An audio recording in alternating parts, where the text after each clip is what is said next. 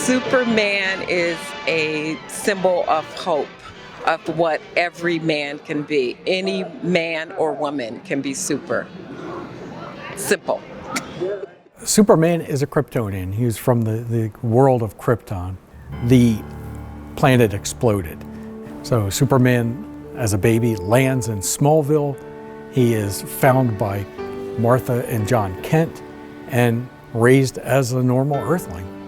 And then he started developing superpowers as he grew older. He started helping people with his superpowers.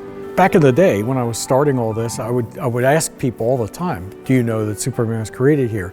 And it was like 50-50, which surprised me then. And these days, it's more likely you're gonna get a, oh yeah, I know that. And did you know that Superman was created in Cleveland? Oh yeah. Glenville, I believe. Mm-hmm. It's common knowledge in the Glenville community that the best friends, Siegel and Shuster, grew up here, conceived of Superman here in the neighborhood, and we look for ways every day to promote and celebrate that. So I'm the founding board secretary of the Siegel Shuster Society. Joe Shuster is my grandfather's first cousin, and so our whole goal is to honor and celebrate the creation of Superman in Cleveland, Ohio by Jerry Siegel and Joe Shuster.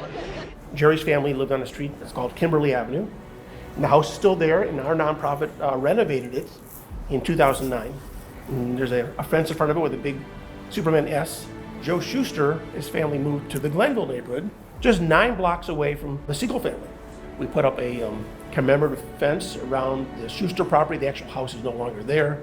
The fence around it has got all the panels from Action Comics #1. Glenville High School had a newspaper called The Torch. And so Jerry had his own column in there. Joe Shuster got on the Torch because he was a very good illustrator. So Jerry and Joe came up with their own comic strip. They would take a streetcar down here to this very library, and they would look out at the terminal tower, which is right outside this window.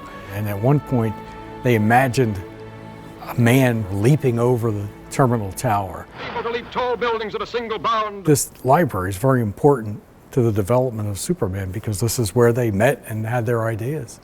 We may not have a museum in Cleveland, but this library pretty much has a lot of Superman in Cleveland information and exhibits. This is actually Jerry Siegel's desk that was donated to the library by his daughter.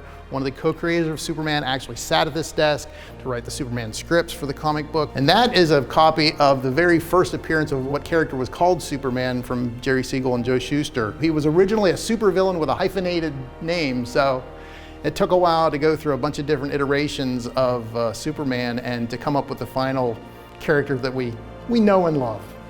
In the first issue, published in 1938, Jerry Siegel and Joe Shuster outline the elements of the superhero genre that would persist for the next 85 years. So on that first page, they capture the elements of Clark Kent's Superman's identity, his pro-social mission. He's determined to make the world better.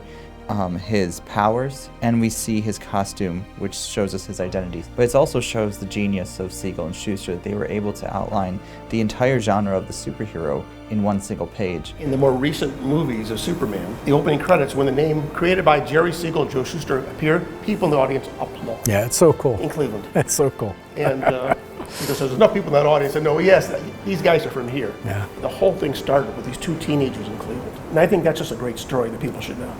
I think all other superheroes aspire to be Superman. There's no place in this world where a character is more recognizable, I think, than Superman. For decades, Superman has always been the defender of the oppressed. There are many, many stories about Superman sticking up for the little guy. People that come from other places, like a dying planet of Krypton, that if we help them, they can return that help to us, make our world better.